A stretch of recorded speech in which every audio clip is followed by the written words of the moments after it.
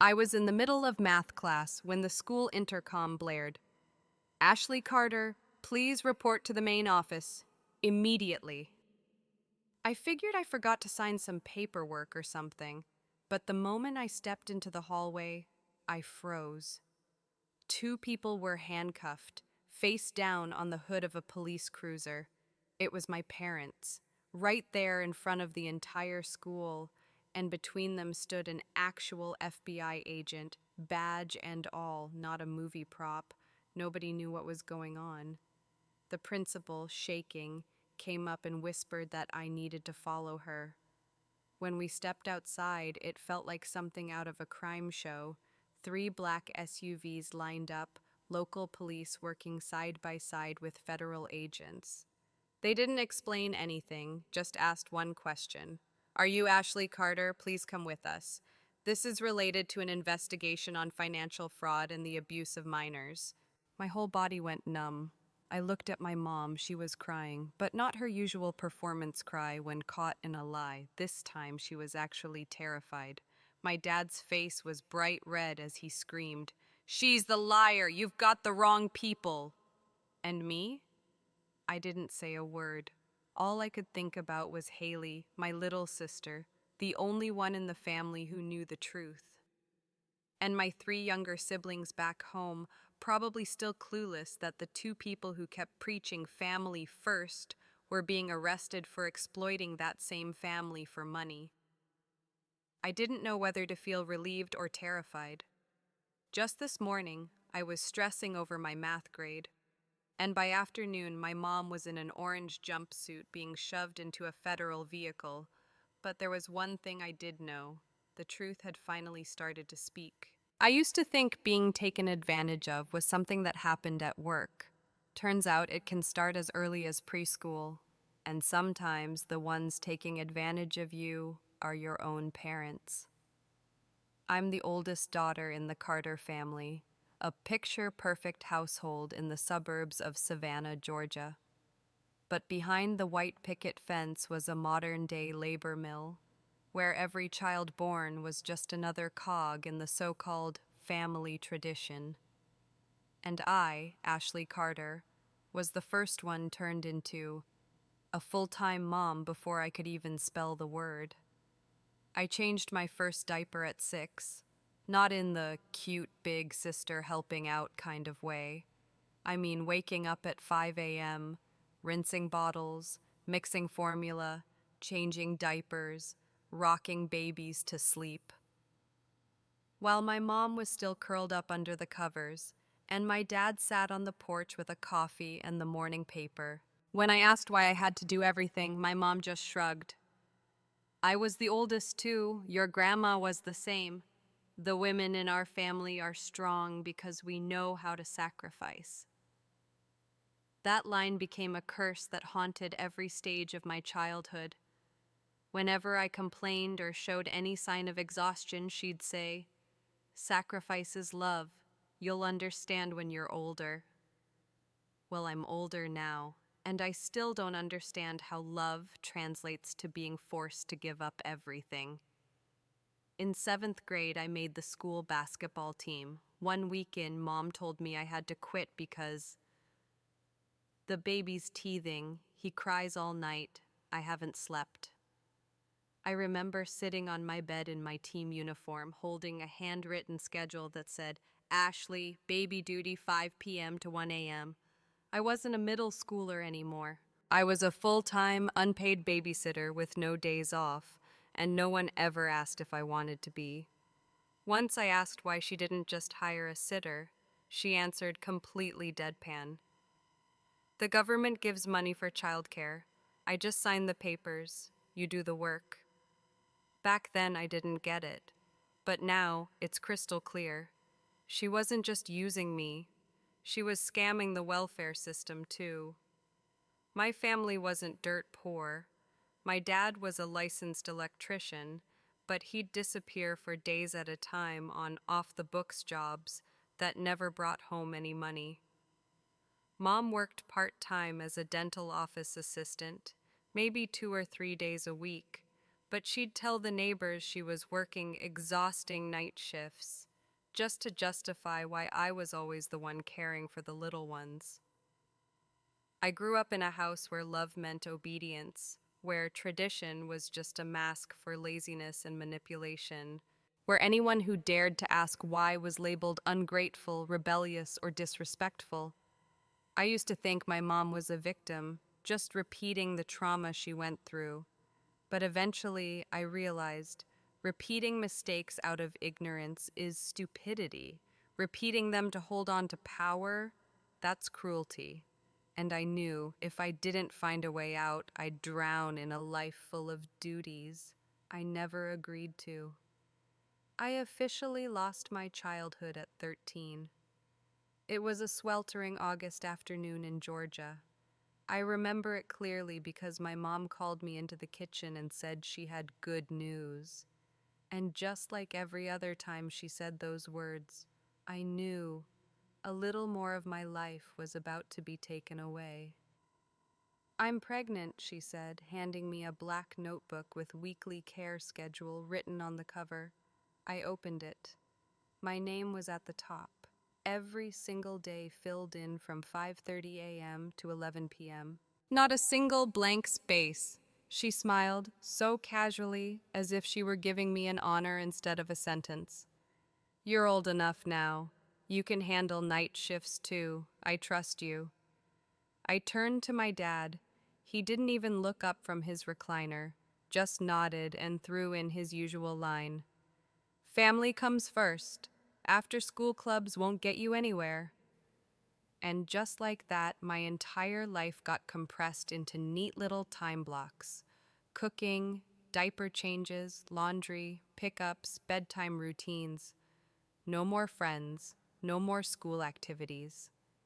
Every morning, I woke up before my mom to make breakfast for the 4 little ones.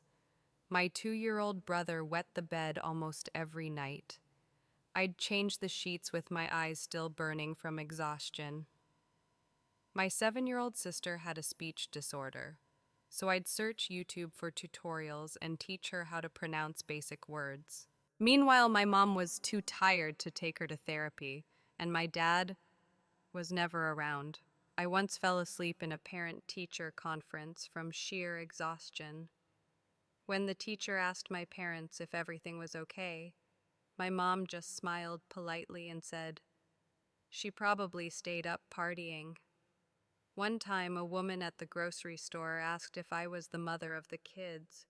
Before I could answer, the youngest wrapped around my leg and shouted, "Mama!" I was 14, but the world had already labeled me the mother of children my parents brought into this world. I stopped sleeping well, stopped enjoying food, stopped caring about school. But the thing that hurt the most wasn't being forced to do everything. It was being invisible in my own home. No one asked if I was okay. No one said thank you. No one acknowledged that they were living off the back of a teenage girl's exhaustion.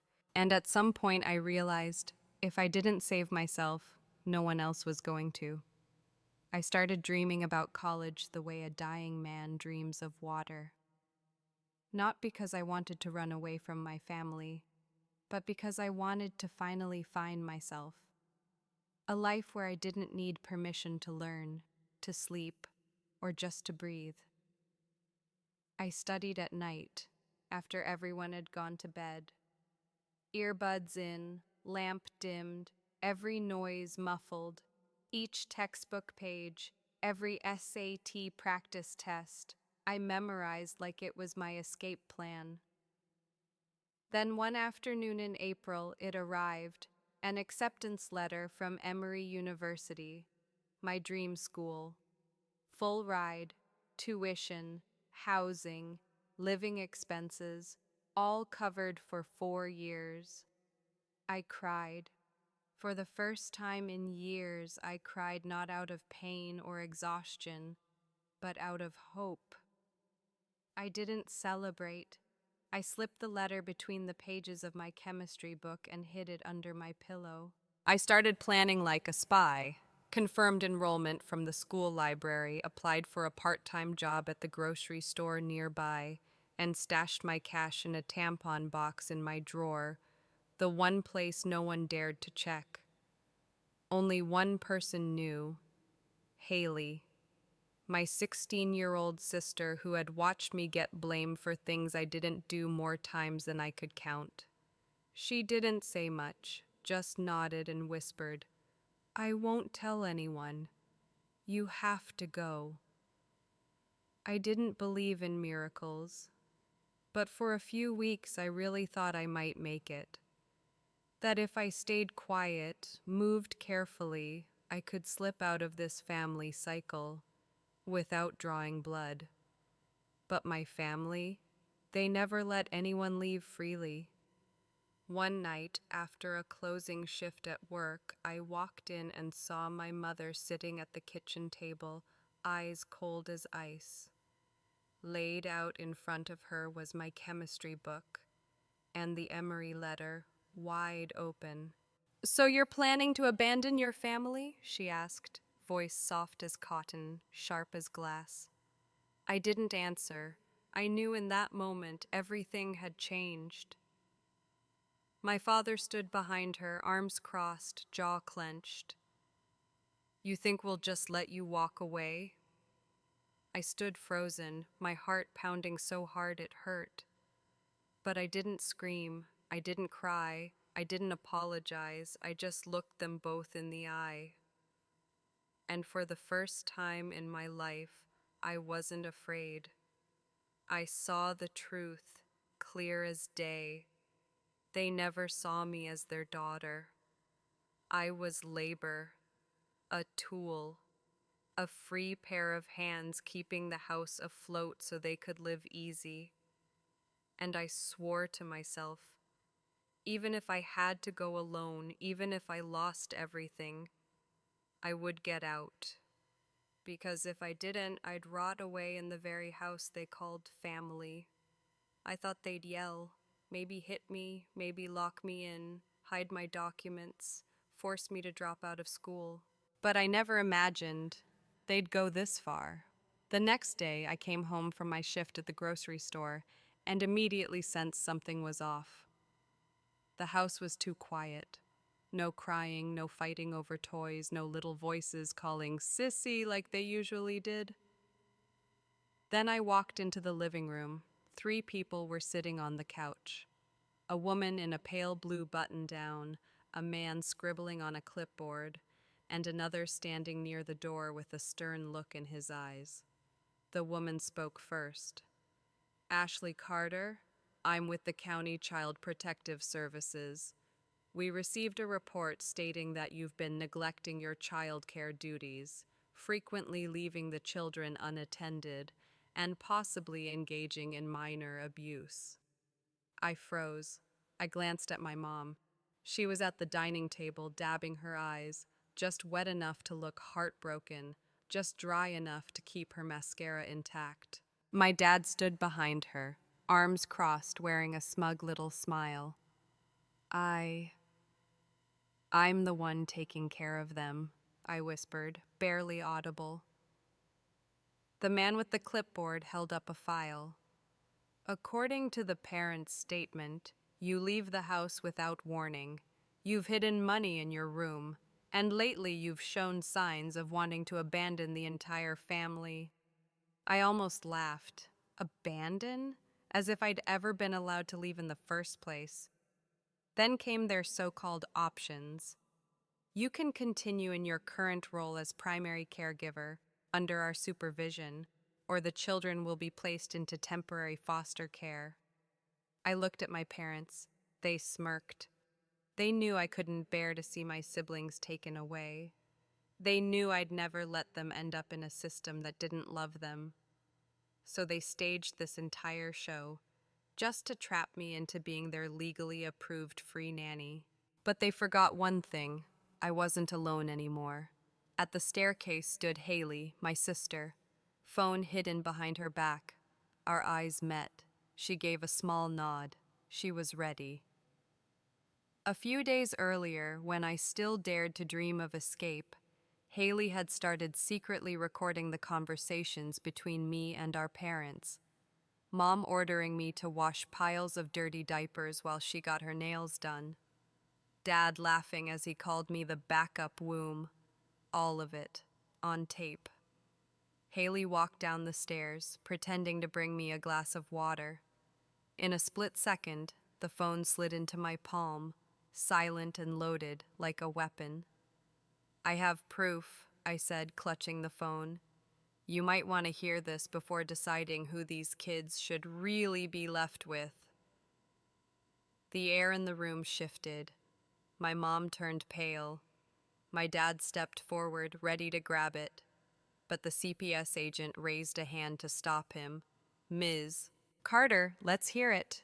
I hit play, and the world cracked open to the sound of my mother's voice. Ashley was born to raise these kids. She's not going anywhere. Then my dad. If she thinks she's gone to college, I'll make her regret it.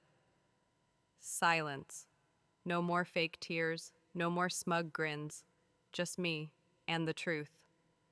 I thought that once I played the recording, my parents would back down. I thought they'd face the truth and finally stop hurting me. I was wrong. They didn't retreat. They called in reinforcements.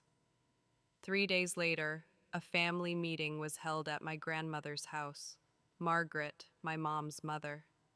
She was nearly 80, hunched over, but her eyes were sharp as blades, and her voice carried enough weight to decide the fate of everyone in the family. I was summoned like a criminal being dragged to court. When I walked in, almost everyone was already there. Aunt Jean, Aunt Connie, Uncle Rob, Uncle Donnie, the so-called IT expert who twisted facts during the CPS meeting. Even Uncle Tony, a real lawyer, sat silently taking notes like he was building a case against me. Grandma Margaret sat in the center of the living room like a queen, holding a teacup. The moment I stepped in, her voice sliced through the room. I hear you've turned your back on your parents, spying on them, shaming our family in front of the government. I didn't flinch. I didn't bow my head. I simply said, I just want to go to school, to live a life that fits my age. She set the cup down with a cold clink. Every girl in this family did the same. Your mother did. Your aunts did. So did I. No one died from helping raise their siblings. Only weak children call that oppression. My mom burst into tears right on cue. We tried so hard, but Ashley kept fighting back. She screamed, threatened to run away. We didn't know what else to do. Then they pulled out a folder. I recognized it instantly. It was a printed report from Dr. Patterson, my mom's old friend, the one she'd paid to play family therapist years ago. The report claimed I had severe attachment disorder, oppositional defiance, and pathological lying tendencies. I grabbed the papers and snapped, "This is fiction! She never evaluated me properly. We never had a single real therapy session." Before I could say more, Grandma raised her hand, eyes narrowing. So you're saying this entire family is wrong? That every woman in this bloodline, who cared for 7, 8 younger siblings, deserves pity? No, young lady, you're the one with the problem. I looked around. Some relatives lowered their heads, but none of them spoke up.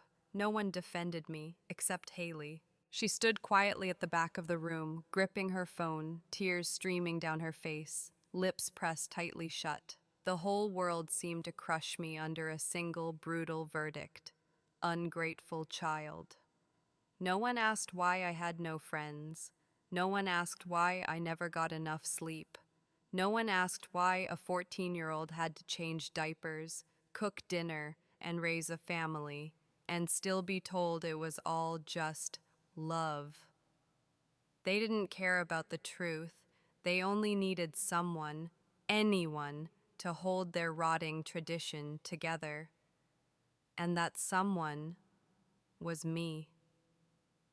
I walked out of that family meeting with nothing but a torn-up mind and empty hands. Haley followed me to the door.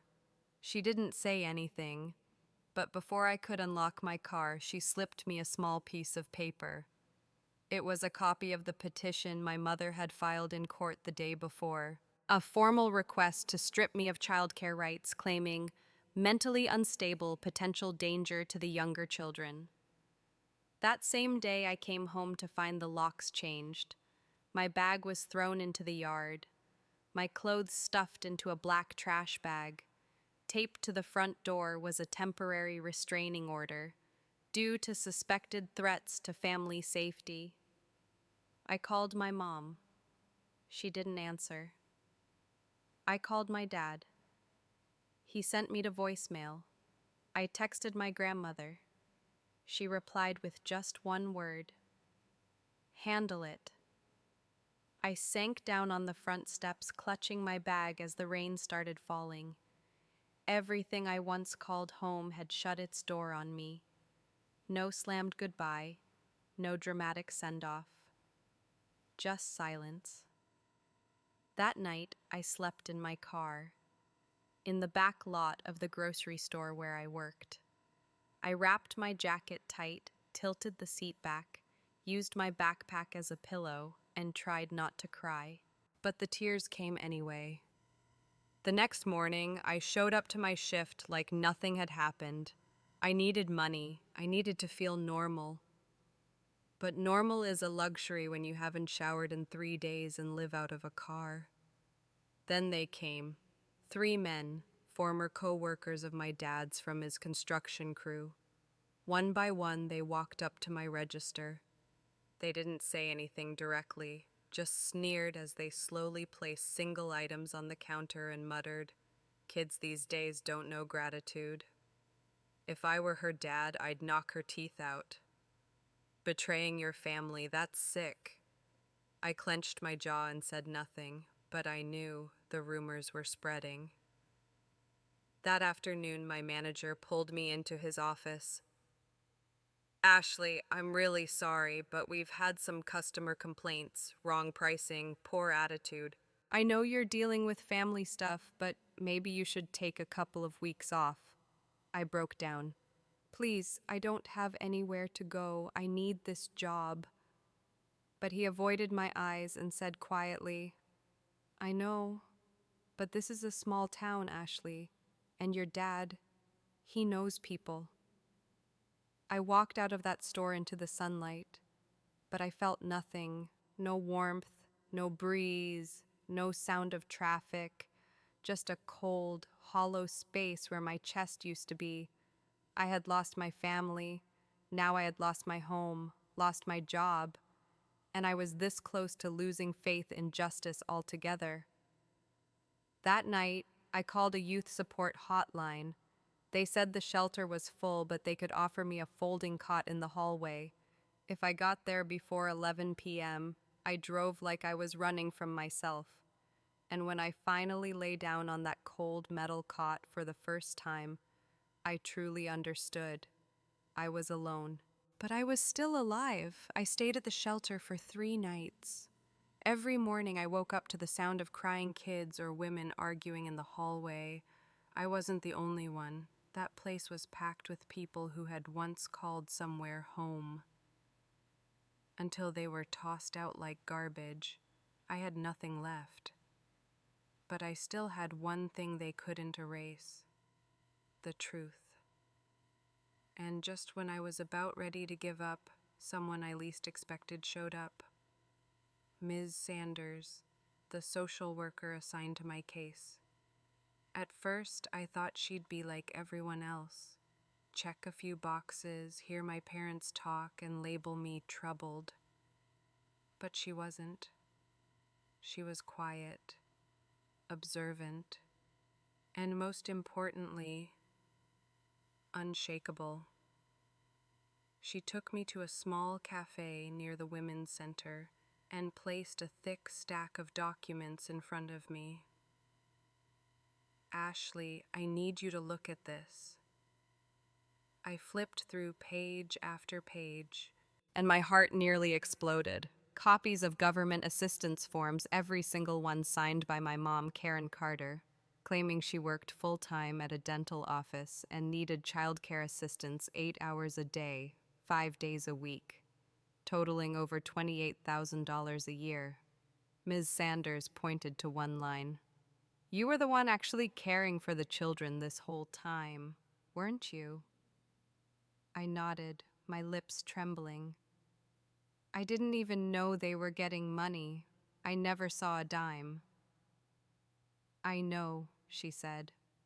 "That's why I'm escalating this to the federal level. This isn't just a family issue anymore, Ashley. This is welfare fraud." I gasped. After years of staying silent, of sleeping in cars, of being labeled unstable, someone finally called it what it was. And Ms. Sanders didn't stop there. She laid out my mother's bank records, matching the dates of the government payouts, security footage from the welfare office, showing her signing off on false claims, and most importantly, an expert's certification of Haley's recordings. No edits, no manipulation, 100% authentic. "Your family didn't just exploit your labor as a minor," Ms. Sanders said. "They exploited the government in your name." I didn't know whether to cry or laugh. For the first time, it felt like my voice had actually been heard. I whispered, "What's going to happen to them?" She looked me in the eye, calm but firm. "There will be a criminal investigation. If convicted, they could face prison time and lose custody of the children. But more importantly, you won't have to keep proving you were the victim. Now they'll have to explain themselves." I nodded, and for the first time in years I felt worthy. Not because I cooked or cleaned or changed diapers, but because I survived. And because I spoke the truth, when everyone else chose silence. The first court hearing took place on a Monday morning, a light rain falling like the sky itself was trying to wash away years of lies. I stood in the shelter bathroom, adjusting the only dress I had, a wrinkled navy hand-me-down I'd bought at a thrift store. It was clean, barely, but it had been stuffed in my backpack for days. I smoothed my hair, took a deep breath, and reminded myself, today, you're not a shadow in someone's house. Today, you stand in front of the truth. The Savannah County Courthouse wasn't large, but the moment I stepped inside, it felt suffocating. Across the aisle, my parents sat perfectly poised, like they were attending church. Mom wore a conservative floral dress. Dad had on a suit I'd never seen him wear before. They smiled politely at everyone around them, playing the part of misunderstood model parents. Sitting beside them was Uncle Tony, the family lawyer, the same one who took notes while they put me on trial at Grandma's house. He looked calm, confident, already clutching a speech that spanned several pages. I sat alone. No lawyer, no family, just Ms. Sanders, the social worker behind me, eyes focused, unwavering in support. The hearing began. Uncle Tony stood up first, voice sugary smooth. "Your Honor, my clients are dedicated parents doing their best with a troubled, rebellious teenager who's fabricated these claims in a desperate cry for attention." I clenched my fists. How many times had I heard that line? They'd called me a pathological liar, said I was jealous of my younger siblings, said I was a delusional girl trying to escape her family duties. Then, it was my turn. I stood, my voice shaky. "I'm not sorry for wanting to live like a normal child. I'm not sorry for not wanting to change diapers at 9. I'm not sorry for dreaming of college." The room fell silent. I took out my phone and submitted the recordings. now officially verified by an independent court-appointed expert. My mother's voice played, loud and clear. Ashley was born to help us. She's not going anywhere. She owes this family. Then my father's voice. If she dares leave this house for college, I swear I'll make her crawl back and beg. You can fake a lot of things, but voices don't lie. The judge, a silver-haired woman in her 50s, locked eyes with my mom. Mrs. Carter, do you have an explanation for what we just heard? Mom immediately teared up. It's edited. Ashley's always using those voice apps. She made it all up. Uncle Tony nodded solemnly. Your Honor, we have an IT expert ready to testify that the audio was doctored. The expert took the stand. None other than Uncle Donnie, the self-proclaimed IT guy who once helped fix our Wi-Fi during Thanksgiving. He rambled on about voice cloning and deepfake audio until Ms. Sanders calmly stood up and gestured toward another expert seated quietly. Your Honor, this is a certified independent audio analyst, no relation to anyone involved. His report confirms that the recordings are genuine and untouched. The room shifted. Uncle Tony went pale. My mom slumped into her chair, mumbling something no one could hear. My dad slammed his hand on the table, only to be warned by the court officer instantly. The judge looked directly at them. I've heard enough. If these allegations are verified, this is no longer a custody issue. This is a criminal matter. I didn't feel triumphant. There was no joy, no victory dance. But in that moment, I felt something I hadn't felt in years. The silence had finally been broken, and that, however small, was a massive step forward. I thought things would finally settle after that court hearing. The judge had heard the recordings. The independent expert had confirmed the truth.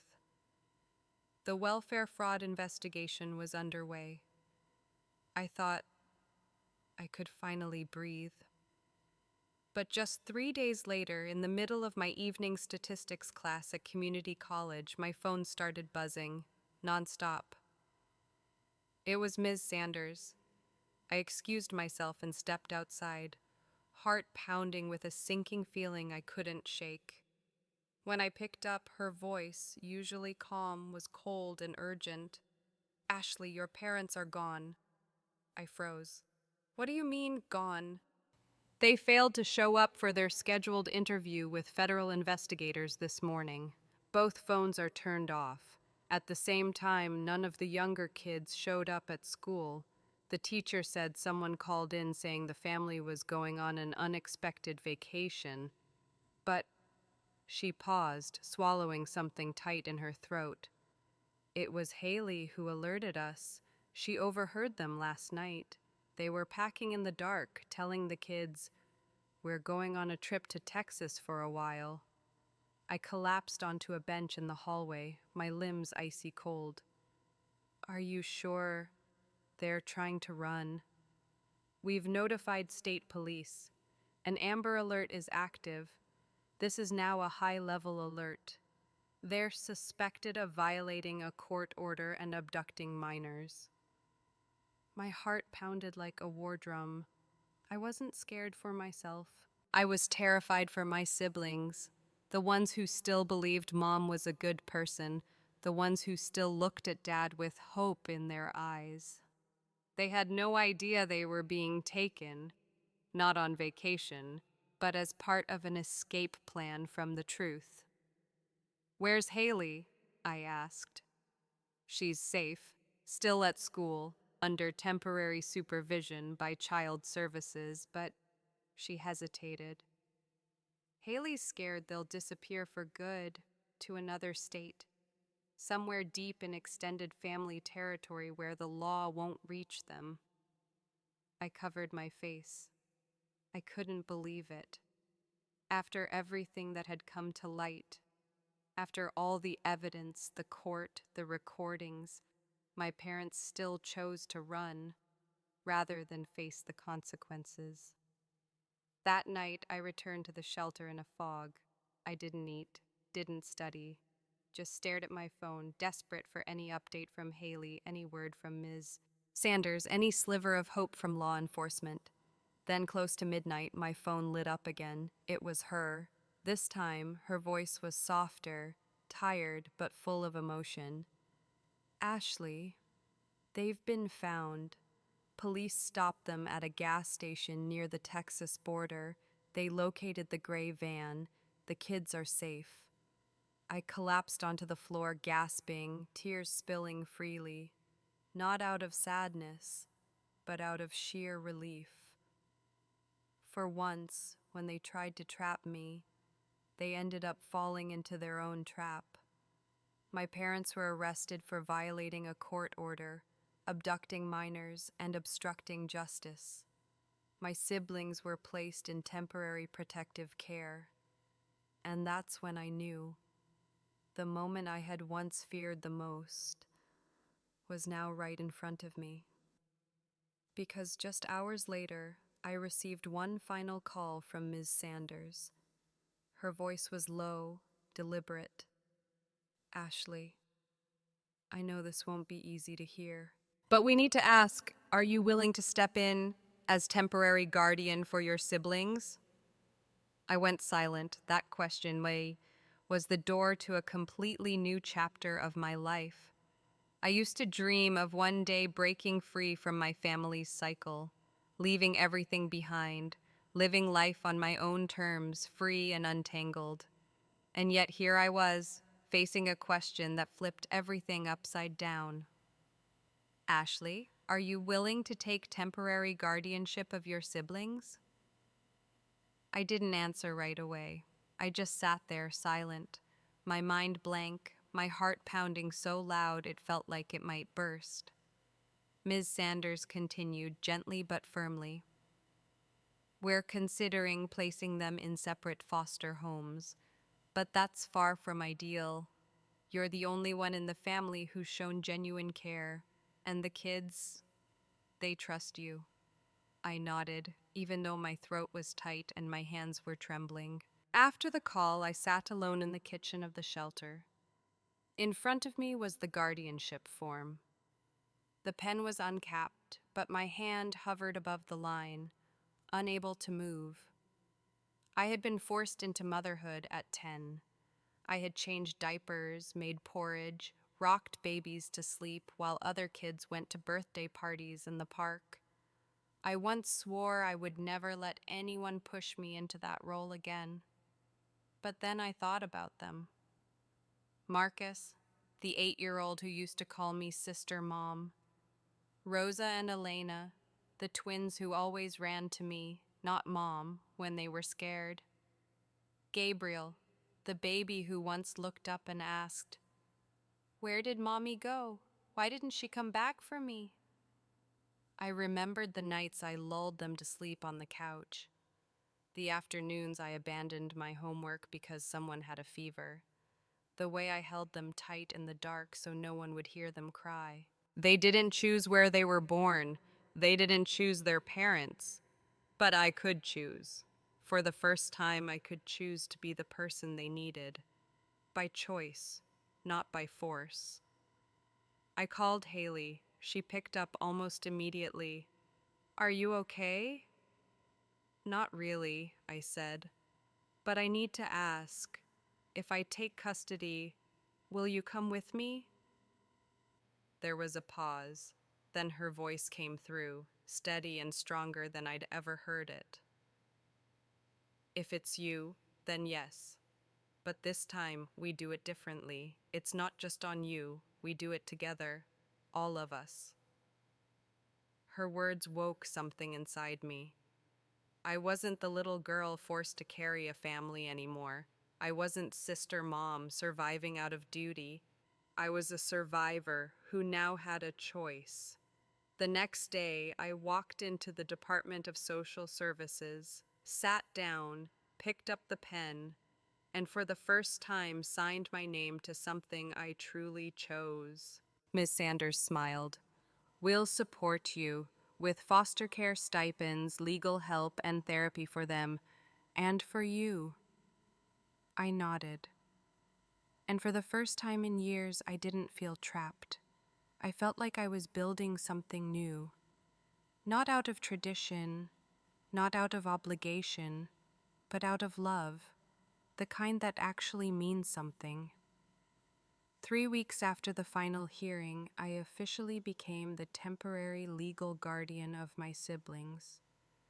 The new apartment came through a grant from the Youth Recovery Program for at-risk teens. A small place, but warm enough to finally call home. 4 bedrooms, a tiny kitchen, a living room with an old soft rug, and for the first time, a door I could close at night, knowing no one could take this piece from me ever again. Haley moved in with me. We split everything. I made breakfast. She handled laundry. I checked homework. She took the kids to therapy. Neither of us was sister mom. We were 2 young women, learning to be sisters, friends, adults, on our own terms. The kids still carried scars. Marcus, 8 years old, didn't speak to me for a week. No eye contact, no name. Until one day after therapy, he walked up to me and whispered, "I knew you didn't leave me. They just said you were going to disappear." I hugged him tightly. I didn't promise to be perfect. I just promised to stay. The twins, Rosa and Elena, started drawing pictures of our new home. Windows wide open, green trees outside. Gabriel, the youngest, started calling me Lisa instead of Mom. To me, that was the greatest sign of healing. I finally got to be myself. My parents were sentenced to 24 months in prison for welfare fraud, child abduction, and obstruction of justice. When the verdict was read, I didn't cry. I didn't feel satisfied. I just felt empty. Because I no longer needed revenge, I just needed it to end. They once said I destroyed the family. But now I understand. Family isn't where you suffer in silence just to exist. Family isn't an unspoken obligation. Real family is where you're seen, where you're heard, where you're loved, without trading away your childhood to be accepted. I went back to school, still studying, still working part-time, still coming home to cook dinner, help with homework, hang laundry, tuck the kids in. But this time, it was my choice.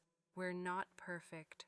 Some days I snap, some nights I cry alone in the bathroom. But every morning when I wake up to the sound of little voices giggling in the kitchen, I know I made the right choice. I didn't break a tradition. I ended a cycle, so a new journey could begin. A journey where love no longer means suffering. Where sacrifice isn't a silent rule, and where children, finally, get to be just that, children.